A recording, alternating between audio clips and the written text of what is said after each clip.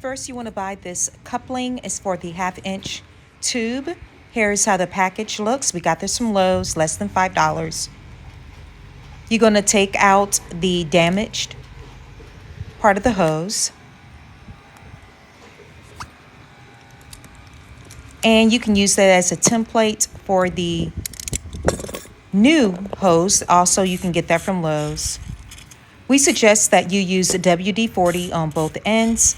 This is going to make it easier for you pushing that hose onto the coupling.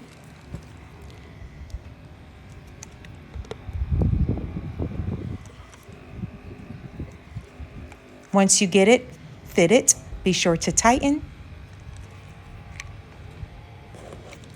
Turn it around and put the coupling on the other side as well.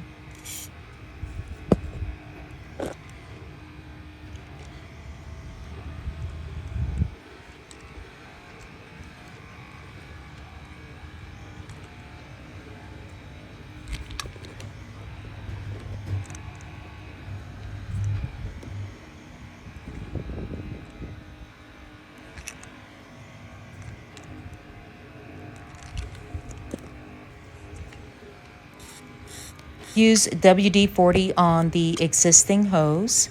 And now you want to fit it to the existing hose on both sides, of course. And of course, you want to tighten it.